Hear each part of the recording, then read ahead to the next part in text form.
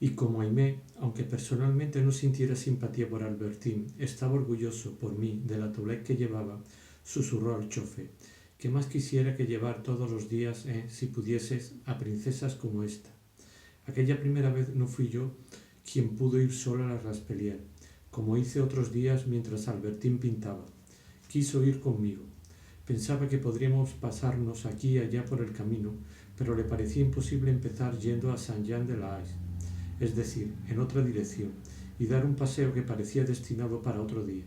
Pero por el mecánico supo, en cambio, que no había nada más fácil que ir a Saint-Jean, a donde llegaría en 20 minutos, y que, si queríamos, podríamos quedarnos allí varias horas o seguir mucho más lejos, porque de Ketterhorn a la Raspelier no tardaría más de 35 minutos. Lo comprendimos en cuanto el coche, después de arrancar, franqueó en un solo salto 20 pasos de un excelente caballo. Las distancias no son otra cosa que la relación entre el espacio y el tiempo, y varían con ella. Expresamos la dificultad que encontramos para llegar a un sitio en un sistema de leguas, de kilómetros, que resulta falso en cuanto disminuye esa dificultad. También el arte resulta modificado porque un pueblo que parecía situado en otro punto respecto a tal otro se transforma en vecino suyo en un paisaje cuyas dimensiones han cambiado. En cualquier caso, descubrir que quizá existe un universo donde 2 y 2 son 5 y donde la línea recta no es el camino más corto de un punto a otro, hubiera sorprendido a Albertín mucho menos que oír al mecánico decirle que era fácil ir en una misma tarde a Saint-Jean y a la Raspelier, Deauville y Ketterhorn, Saint-Mars-de-Vaux y Saint-Mars-le-Betou, Gourville y Valbert, Tourville y Féterre, prisioneros tan herméticamente encerrados hasta entonces en la celda de días distintos como en otro tiempo Meseglis y Guermantes, y en los que los mismos ojos no podían posarse en una sola tarde, liberados ahora por el gigante de las botas de 7 leguas, vinieron a juntar en torno a la hora de nuestra merienda sus campanarios y sus torres, sus viejos jardines, que el bosque aledaño se apresuraba a descubrir. Una vez que llegó al pie de la carretera de la Corniche, el auto subió de un tirón, con un ruido continuo como el de un cuchillo que afila, mientras la mar baja se extendía debajo de nosotros. Las antiguas y rústicas casas de Mont-sur-Venne acudieron teniendo apretados contra ellas su viña o su rosal. Los abetos de la Raspelier, más agitados que cuando se levantaba el viento del atardecer, corrieron en todos los sentidos para evitarnos, y un criado nuevo que yo nunca había visto todavía vino a abrirnos la puerta a la escalinata, mientras el hijo del jardinero, dejando traslucir unas disposiciones precoces, devoraba con los ojos el sitio del motor.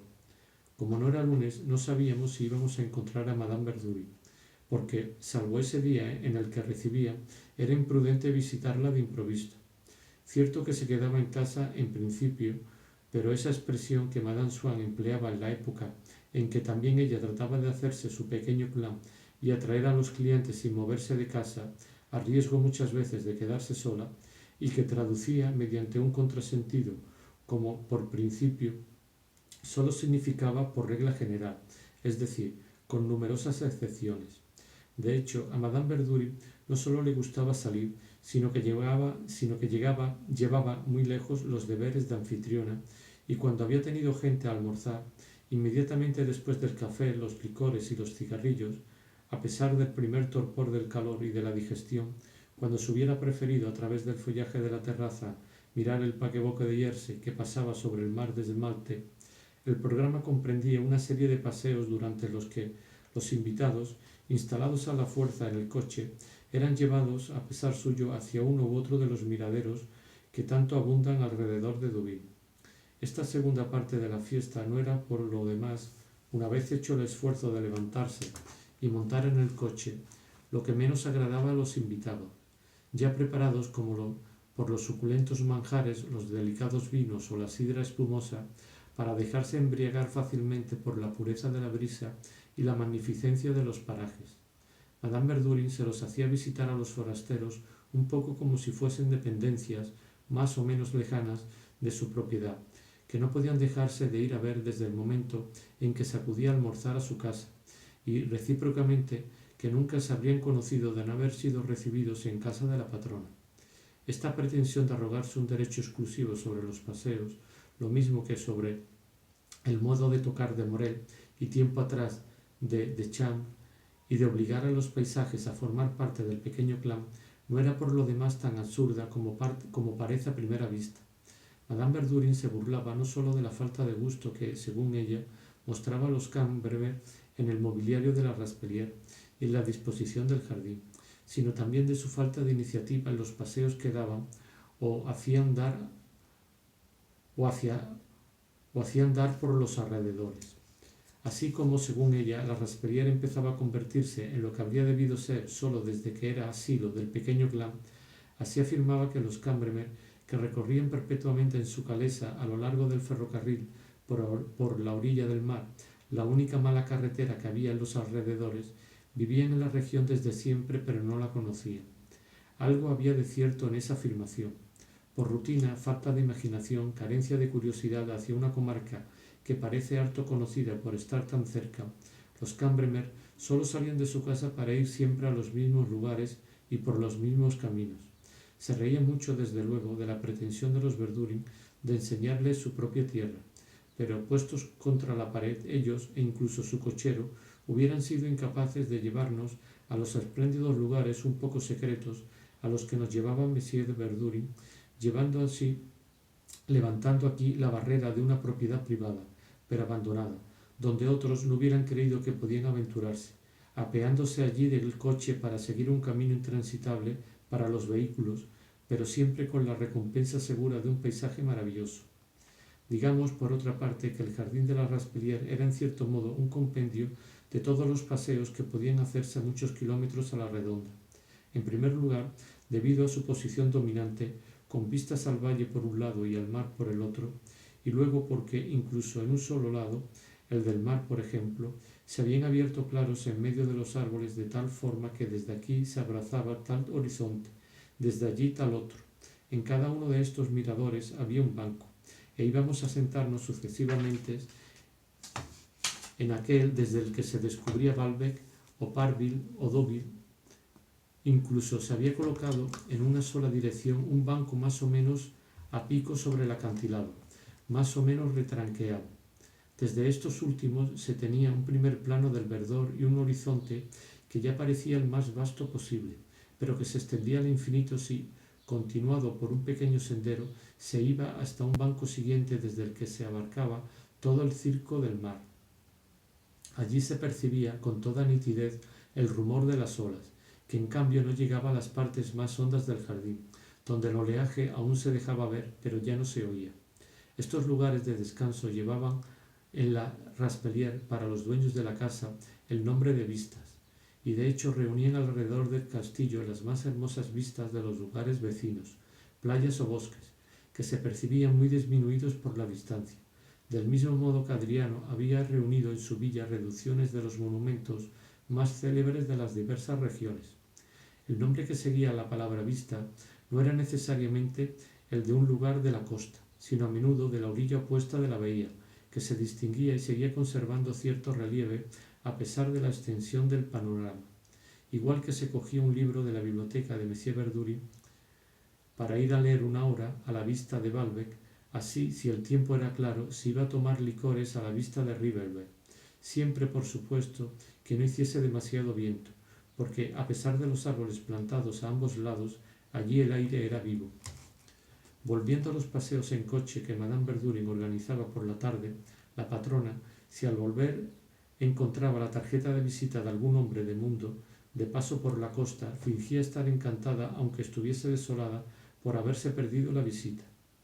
Y, aunque solo fuese por ver la casa o conocer por un día a una mujer cuyo salón artístico era célebre, pero al que no se podía acudir en París, rápidamente lo invitaba por medio de Monsieur Verdurin a cenar el miércoles siguiente.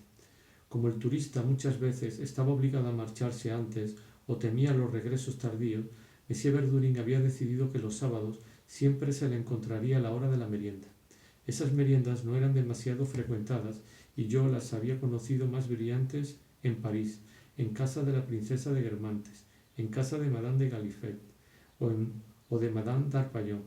Pero aquí no estábamos precisamente en París, y la fascinación del marco actuaba sobre mí por el atractivo de la reunión, pero también por la calidad de los visitantes. Encontrar a cierto hombre de mundo que en París no me causaba ningún placer, pero que en la Raspaillere, donde había llegado de lejos por Fetern o por el bosque de Chantepied, cambiaba de carácter, de importancia, se convertía en un incidente agradable. A veces era una persona a la que yo conocía perfectamente bien y por la que no hubiese dado un paso para verla en casa de los Swann. Pero su nombre sonaba de otra forma en aquel acantilado, como el de un actor que estamos acostumbrados a oír en un teatro, impreso en otro color sobre el cartel de una representación extraordinaria de gala, donde su notoriedad se multiplica de pronto por lo imprevisto del contexto. Como en el campo nadie se molesta, el hombre de mundo se tomaba a veces la libertad de llevar a los amigos en cuya casa se hospedaba, aduciendo en voz baja como excusa a Madame Verdurin que, viviendo con ellos, no podía dejarlos plantados. En cambio, a esos mismos anfitriones fingía ofrecerles como una especie de fineza la distracción en una vida monótona de playa, de llevarlos a un centro intelectual, de visitar una magnífica mansión y hacer una excelente merienda. El resultado inmediato era una reunión de varias personas de mediano valor, y si un trocito de jardín con unos cuantos árboles, que en el campo parecería mezquino, adquiere un encanto extraordinario en la avenida Gabriel o en la calle de Monceau, donde solo pueden permitírselo los multimillonarios. Ciertos señores que son de segundo grado en una velada parisiense adquirirían inversamente todo su valor los lunes por la tarde en la Raspaillere. Nada más sentarse alrededor de la mesa cubierta con un mantel bordado de rojo, en la que bajo los entrepaños de un solo color le servían galletas, hojaldres normandos, barquitas de tarta rellenas de cerezas como perlas de coral diplomáticos. Estos invitados sufrían inmediatamente por la cercanía de la profunda copa de azul a la que se abrían las ventanas y que era imposible no ver al mismo tiempo que ellos, sufrían una alteración, una transformación profunda que los transformaba en algo más precioso. Más aún, antes incluso de verlos, cuando se iban los lunes a casa de Madame Verdurin, las mismas personas que en París solo tenían unas miradas cansadas por la costumbre para los elegantes tiros de caballos estacionados ante un suntuoso palacio, sentía que les palpitaba el corazón a la vista de 2 o 3 malos carruajes parados delante de la Raspaillere, bajo los grandes abetos. Ocurría sin duda porque el cuadro agreste era distinto y porque gracias a esa transposición las impresiones mundanas recobraban su frescura. Y también porque el pobre vehículo alquilado para ir a ver a Madame Verdurin evocaba un hermoso paseo y un costoso forfait ajustado con el cochero que había pedido un tanto por la jornada. Pero la curiosidad, ligeramente emocionada por los que estaban llegando, todavía imposibles de distinguir, también se debía al hecho de que todos se preguntaban ¿quién será ese? Pregunta a la que era difícil responder porque no se sabía quién había podido ir a pasar 8 días a casa de los Camembert o a otra parte, y que siempre gusta hacerse en las vidas agrestes, solitarias, donde el encuentro de un ser humano al que no se ha visto hace tiempo o la presencia de alguien que no se conoce deja de ser esa cosa fastidiosa que es en la vida de París e interrumpe deliciosamente el espacio vacío de unas vidas demasiado aisladas, en el que hasta la hora del correo se vuelve agradable. Y el día en que fuimos en automóvil a la Raspaillere, como no era lunes, el señor y la señora Verdurin debían de ser presa de esa necesidad de ver gente que altera a hombres y mujeres y da ganas de tirarse por la ventana al enfermo al que han encerrado lejos de los suyos para una cura de aislamiento. De hecho, después de habernos respondido que si la señora no había salido debía estar en la vista de Deauville, que iba a ir a ver, el nuevo criado de pies más veloces y ya familiarizado con este tipo de expresiones, volvió enseguida para decirnos que la patrona nos recibiría. La encontramos un poco despeinada, porque llegaba del jardín, del gallinero y de la huerta, a donde había ido a dar de comer a sus pavos reales y a sus gallinas, a buscar huevos, a coger fruta y flores para preparar su camino de mesa, camino que recordaba en pequeño el del parque, pero sobre la mesa le confería la distinción de no hacerle soportar más que cosas útiles y buenas de comer, porque alrededor de aquellos otros presentes del huerto que eran las peras, los huevos, batidos a punto de nieve, se elevaban altos tallos de viperinas, de claveles, de rosas, de coreopsis, entre los que, como entre postes indicadores y floridos, se veía pasar por la cristalera de la ventana los barcos en alta mar. Por el asombro que el señor y la señora Verdurin, interrumpiendo la colocación de las flores para recibir a los visitantes anunciados, mostraron al ver que aquellos visitantes no eran otros que Albertín y yo, me di cuenta de que el nuevo criado, aunque lleno de celo, por no serle todavía familiar mi nombre, lo había repetido mal, y de que Madame Verdurin, al oír el nombre de unos huéspedes desconocidos, había dicho que los hicieran pasar de todos modos, por la necesidad que tenía de ver a cualquiera que fuese. Y el nuevo criado contemplaba aquel espectáculo desde la puerta a fin de comprender el papel que nosotros jugábamos en la casa. Luego se alejó corriendo a grandes zancadas porque solo estaba contratado desde el día anterior. Después de haber enseñado bien su casquete y su velo a los Verdurin, Albertín me lanzó una mirada para recordarme que no teníamos mucho tiempo por delante para lo que deseábamos hacer. Madame Verdurin quería que esperásemos a la merienda, pero estábamos rehusando cuando de pronto se reveló un proyecto capaz de anular todos los placeres que yo me proponía del paseo con Albertín. La patrona, que no podía decidirse a abandonarnos, o quizá a dejar que se le escapase una distracción nueva, quería regresar con nosotros. Acostumbrada desde hacía mucho a que sus propuestas de este tipo no causasen ningún placer, y no del todo segura probablemente de que aquella nos procurase alguno, disimuló bajo un exceso de seguridad la timidez que sentía al dirigírnosla, y dando la impresión de que no podía haber la más mínima duda sobre nuestra respuesta, no nos preguntó, sino que dijo al marido, refiriéndose a Albertín y a mí, como si nos hiciese un favor: yo misma los llevaré.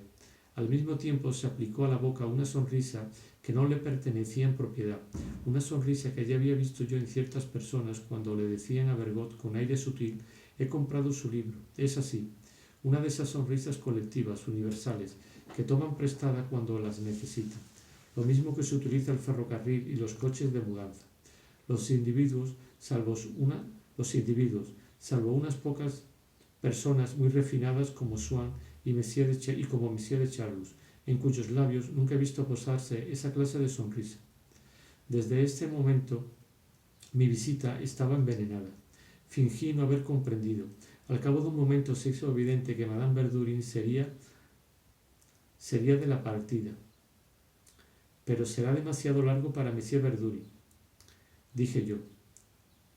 No, qué va, me respondió Madame Verdurin en un tono condescendiente y jovial. Dice que le divertirá mucho hacer en compañía de esta juventud un trayecto que tantas veces recorrió en el pasado.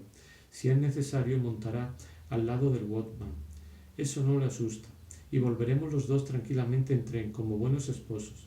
Está encantado.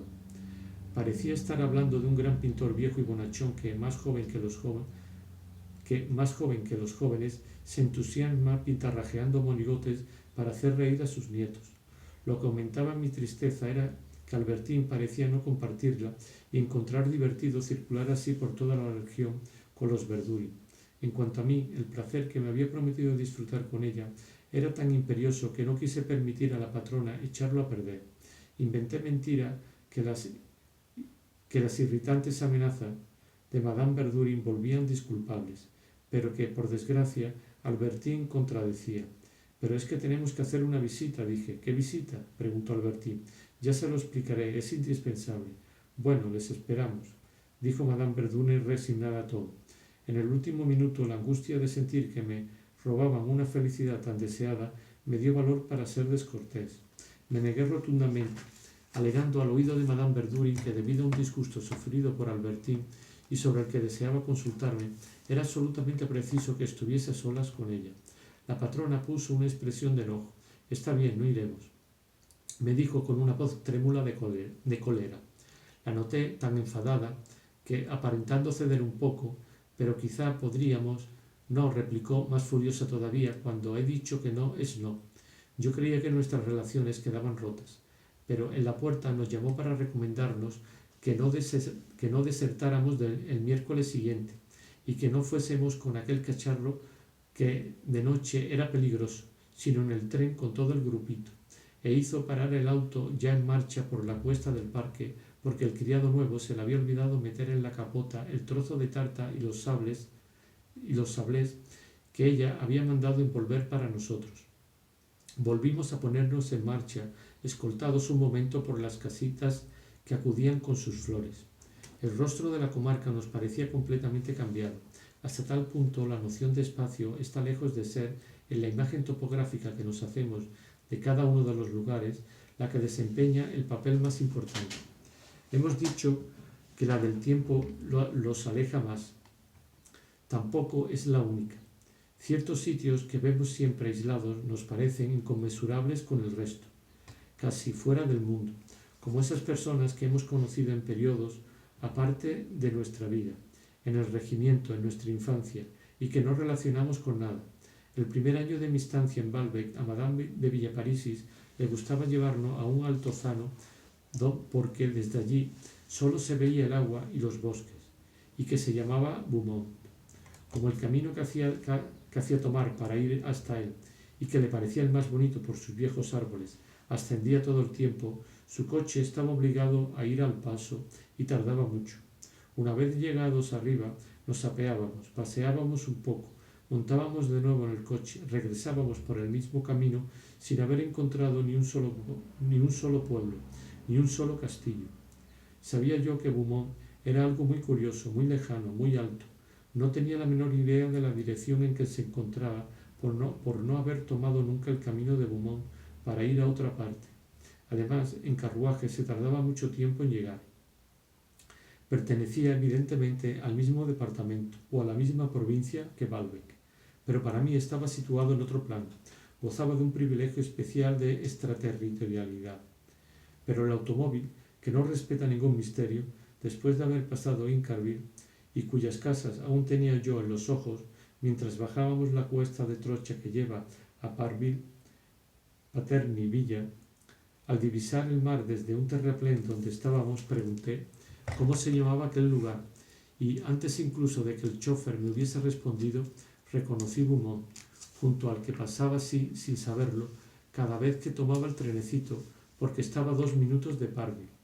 Como un oficial de mi regimiento que hubiera parecido un ser especial, demasiado bondadoso y sencillo para ser de buena familia, demasiado distante ya y misterioso para pertenecer simplemente a una buena familia, y del que me habría enterado de que era cuñado o primo de tales o cuales personas con las que yo solía cenar.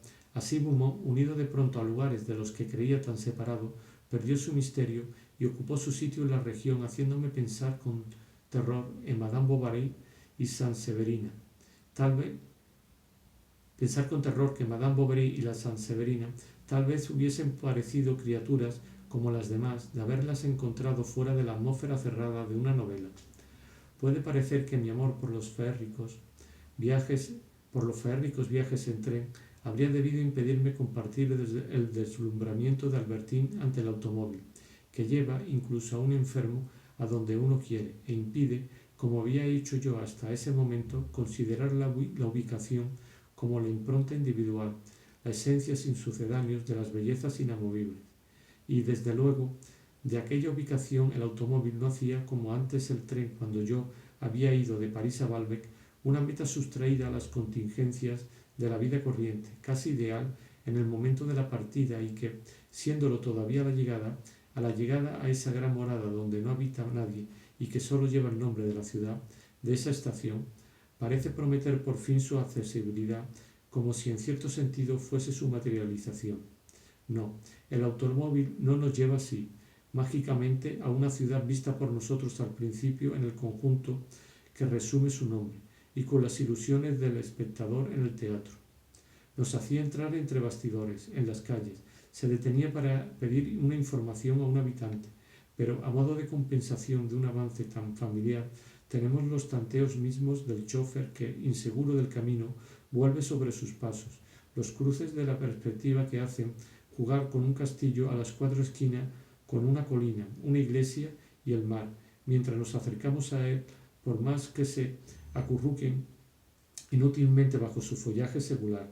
Esos círculos cada vez más próximos que describe el automóvil alrededor de una ciudad fascinada que se movía en todos los sentidos para escapar de él y sobre la que por fin se lanza todo recto, a pico, en el fondo del valle, sobre la ciudad, donde la ciudad yace en el suelo, de suerte que esa ubicación, punto único que el automóvil parece haber despojado del misterio de los trenes expresos, da la impresión, en cambio, de ser nosotros mismos quienes la descubrimos, quienes la determinamos como con un compás, de ayudarnos a sentir con una mano más amorosamente exploradora, con una expresión más sutil, la verdadera geometría, la bella medida de la tierra.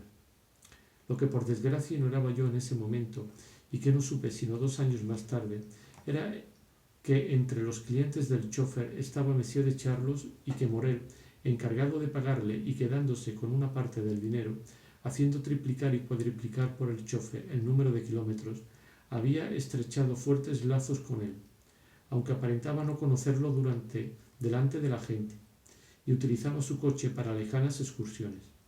Si lo hubiera sabido entonces, y si de ahí venía, sin ellos saberlo, la confianza que los Verduri no tardaron en depositar en aquel chofer, quizá algunos disgustos de mi vida en París al año siguiente, muchas desgracias relativas al Bertin, se habrían evitado, pero no tenía la menor sospecha.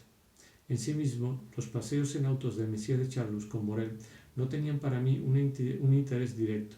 Además, la mayoría de las veces se limitaban a un almuerzo o a una cena en un restaurante de la costa, donde Monsieur de Charlus pasaba por un viejo criado arruinado y Morel, encargado de pagar la cuenta, por un gentilhombre excesivamente bueno. Contaré una de estas comidas, que puede dar una idea de las demás. Ocurrió en un restaurante de forma oblonga, el Saint-Marc-le-Vetou. ¿No podría llevarse esto?, preguntó Monsieur de Charlus a Morel como a un intermediario y para no dirigirse directamente a los camareros. Con esto designaba 3 rosas marchitas con las que un maître bien intencionado había creído oportuno adornar la mesa. Sí, dijo Morel apurado. ¿No le gustan las rosas? Demostraría más bien con la petición hecha que me gustan, porque aquí no hay rosas. Morel pareció sorprendido, pero en realidad no me gustan mucho. Soy bastante sensible a los nombres, y en cuanto una rosa es un poco bella, se sabe que se llama baronesa de Rothschild o mariscala Ney, y eso le deja a uno frío. ¿Le gustan a usted los nombres? He encontrado títulos bonitos para sus pequeñas partituras. ¿Ha encontrado títulos bonitos para sus pequeñas partituras de concierto? Hay uno que se llama Poema Triste. Es horrible, replicó Monsieur de Charlus con una voz aguda y sonora, como una bofetada. Pero no había pedido yo champán, dijo el maître, que había creído llevarlo, poniendo junto a los 2 clientes 2 copas llenas de vino espumoso. Pero, señor, llévese ese horror que no tiene nada que ver con el peor champán. Es el vomitivo que llaman cap, en el que por lo general dejan caer 3 fresas podridas en una mezcla de vinagre y agua de sels. Sí, continuó volviéndose hacia Morel, parece ignorar usted lo que es un título, e incluso en la interpretación de lo que mejor toca, parece no darse cuenta del aspecto mediunímico del asunto. ¿Cómo dice?, preguntó Morel, que al no haber comprendido nada de lo que había dicho el barón, temía verse privado de alguna información útil, como por ejemplo una invitación a almorzar. Dado que Monsieur de Charlus no se dignó considerar aquel «cómo dice» como una pregunta, Morel, que en consecuencia no había obtenido respuesta, que yo creyó oportuno cambiar de conversación y darle un giro sensual. Mire, ¿ve la rubita que vende esas flores que a usted no le gustan? Seguro que también ella tiene una amiguita. Y la vieja que cena en la mesa del fondo también. Pero, ¿cómo sabes todo eso?, preguntó Monsieur de Charlus, maravillado por la presencia de Morel. Oh, las adivino en un segundo. Si pasásemos juntos los 2 entre la multitud, ya vería usted que no me equivoco 2 veces. Y quien en ese momento hubiera observado a Morel con su aire de niña en medio de su varonil belleza, habría comprendido la oscura adivinación que lo señalaba a ciertas mujeres tanto como ellas a él. Pretendía suplantar a Julien, deseando vagamente añadir a su fijo las rentas que, según creía, le sacaba el chalequero al varón. Y de gigolos entiendo todavía más. Le evitaría usted todos los errores. Pronto será la feria de Balbec. Podríamos encontrar muchas cosas. Y luego en París ya vería cuánto iba a divertirse. Pero una hereditaria prudencia de criado le hizo dar otro giro a la frase ya iniciada.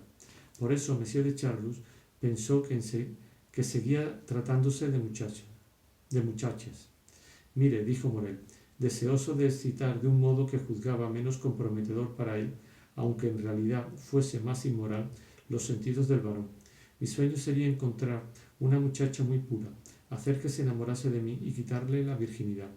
El señor de Charlus no pudo dejar de pellizcar tiernamente la oreja de Morel, pero añadió en tono ingenuo, ¿de qué te serviría? Si le quitas la doncellez, te verías obligado a casarte con ella. ¿Casarme con ella? Exclamó Morel, creyendo que el varón ya estaba borracho o no dándose cuenta de con qué hombre, más escrupuloso en última instancia de lo que suponía, estaba hablando. ¿Casarme con ella? Un cuerno. Se lo prometería, pero una vez llevada a buen fin la pequeña operación, la dejaría plantada esa misma noche. Cuando una fantasía le procuraba un placer sensual momentáneo, Monsieur de Charlus solía prestarle su adhesión, sin perjuicio de retirarla por completo pocos instantes después, cuando el placer se hubiese agotado. ¿De veras harías eso? Dijo a Morel, riéndose y arrimándose más a él. Pues claro, respondió Morel, viendo que el varón no le disgustaba que siguiese explicándose con toda sinceridad lo que de hecho era uno de sus deseos. Es peligroso, dijo Monsieur de Charlus. Haré las maletas por adelantado y me largaré sin dejar dirección. ¿Y yo? Preguntó Monsieur de Charlus. Le llevaría conmigo, por supuesto. Se apresuró a decir Morel, que no había pensado en absoluto en la suerte del varón, la menor de sus preocupaciones. Verá, hay una chiquita que me gusta mucho para eso, una costurerita que tiene su tienda en el palacete del señor duque. La hija de Lupin, exclamó el varón justo cuando entraba el sumiller.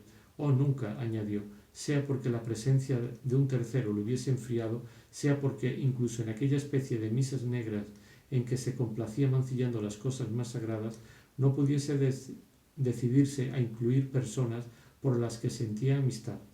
Lupin es un buen hombre, y la pequeña encantadora. Sería horrible causarles pena. Morel se dio cuenta de que había ido demasiado lejos y se calló. Pero su mirada seguía fijándose en el vacío sobre la muchacha en cuya presencia había pretendido cierto día que yo le llamase querido gran artista, y a la que había encargado un chaleco. Muy trabajadora, la pequeña no se había dado vacaciones, pero después he sabido que, mientras el violinista Morel estaba en los alrededores de Balbec, ella no dejaba de pensar en su hermoso rostro, ennoblecido por el hecho de que, después de ver a Morel conmigo, le había tomado por un señor. Nunca he oído tocar Chopin, dijo el varón, y sin embargo habría podido hacerlo. Yo tomaba lecciones con Stamati, pero me prohibió que fuese a oír a casa de mi tía Chimay al maestro de los nocturnos. Vaya una tontería que se lo prohibiese, exclamó Morel. Al contrario, replicó vivamente con su voz aguda Monsieur de Charlus. Daba una prueba de su inteligencia. Había comprendido que yo era un temperamento y que sufriría la influencia de Chopin. Pero no tiene importancia, dado que abandoné la música jovencísimo, como todo por otra parte. Además, como podrá suponer, añadió con voz nasal, lenta y cansina, siempre hay gentes que han oído que pueden darse una idea. En fin, Chopin no era más que un pretexto para volver al aspecto mediunímico que usted descuida. Se habrá notado que, después de una interpolación del lenguaje vulgar, el de Monsieur de Charlus había vuelto a ser bruscamente tan preciosista y altivo como de costumbre. Y es que la idea de que Morel dejaría plantada, sin remordimientos, a una muchacha violada, le había hecho saborear bruscamente un placer completo. Desde ese instante sus sentidos se habían aplacado por un tiempo, y el sádico Este, verdaderamente mediunímico, que había reemplazado por unos instantes a Messier de Charlus, había huido y devuelto la palabra al auténtico Messier de Charlus, lleno de refinamiento artístico, de sensibilidad, de bondad. El otro día tocó usted la transcripción para piano del cuarteto número 15, cosa que ya es absurda porque no hay nada menos pianístico. Está hecha para personas a quienes las cuerdas demasiado tensas del glorioso sordo hacen daño en los oídos. Lo que es divino es precisamente ese misticismo casi chillón. En cualquier caso, la tocó usted muy mal, cambiando todos los tiempos. Hay que tocarla como si usted mismo la estuviese componiendo. El joven Morel, afectado por una sordera momentánea y de un genio inexistente, permanece inmóvil un instante. Luego, presa del delirio sagrado, toca, compone los primeros compases. Agotado entonces por semejante esfuerzo de concentración, se desmorona, dejando caer su lindo mechón para complacer a Madame Verdurin y así, mientras tanto, se toma tiempo para reponer la prodigiosa cantidad de sustancia gris empleada en la objetivación pítica.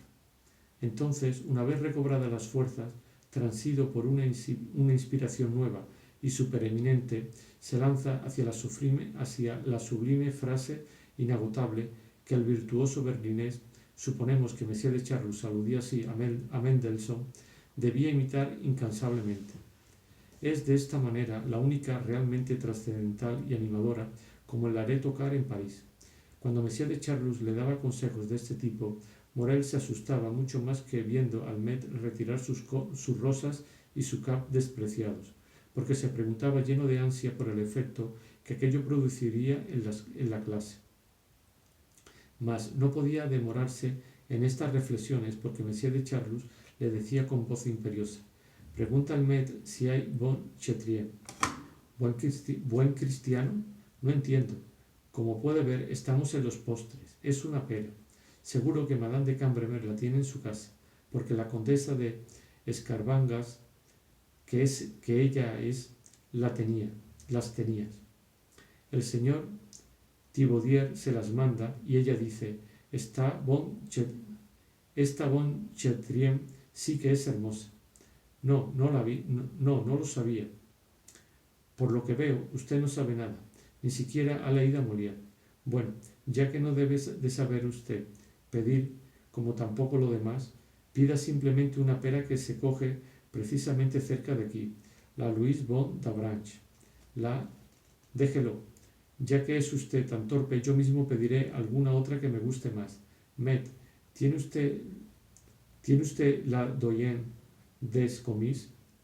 Charlie, debería usted leer la deliciosa página que sobre esa pera ha escrito la duquesa Emilie de Clermont-Tonnerre. No, señor, no la tengo. ¿Y tiene la Triomphe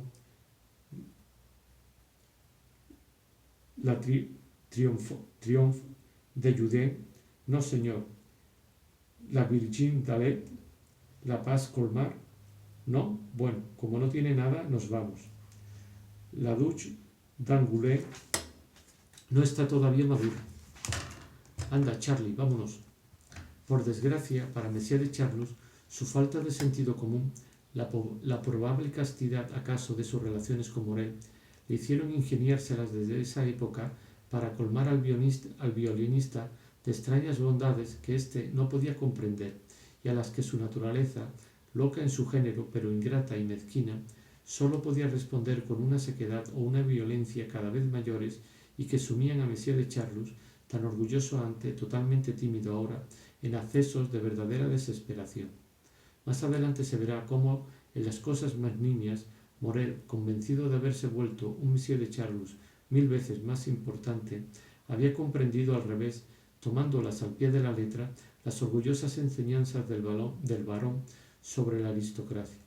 Limitémonos a decir por ahora, mientras Albertine me esperaba en Saint-Jean-de-Luz, que si había algo que Morel pusiese por encima de la nobleza, y la idea en sí misma era bastante noble, sobre todo en alguien cuyo placer consistía en ir a buscar muchachas a la chita callando con el chofer, era su reputación artística y lo que podían pensar en su clase de violín. Estaba feo, desde luego, que, siendo a Messier de Charlus completamente Sintiendo a Monsieur de Charlus completamente en sus manos, fingiese renegar de él, burlarse de él, de la misma forma que, en cuanto le hube prometido guardar secreto sobre las funciones de su padre en casa de mi tío abuelo, me trató de arriba abajo. Pero, por otra parte, su nombre de artista diplomado le parecía a Morel superior a cualquier nombre, y cuando Monsieur de Charlus en sus sueños de ternura platónica quería hacerle tomar un título de su familia, Morel lo rechazaba con toda energía. Los días en que Albertín le parecía más prudente quedarse en Saint-Jean-de-Luz para pintar, yo cogía el auto y antes de volver a buscarla, no solo podía ir a Grouville y a Féterle, sino a Saint-Marc-les-Vieux e incluso a Criquetot. A pesar de fingir que me ocupaba de otras cosas y no de ella, y que estaba obligada a abandonarla por otros placeres, solo pensaba en ella. Muchas veces no iba más allá de la gran llanura que dominaba Grouville, y como se parece un poco a la que empieza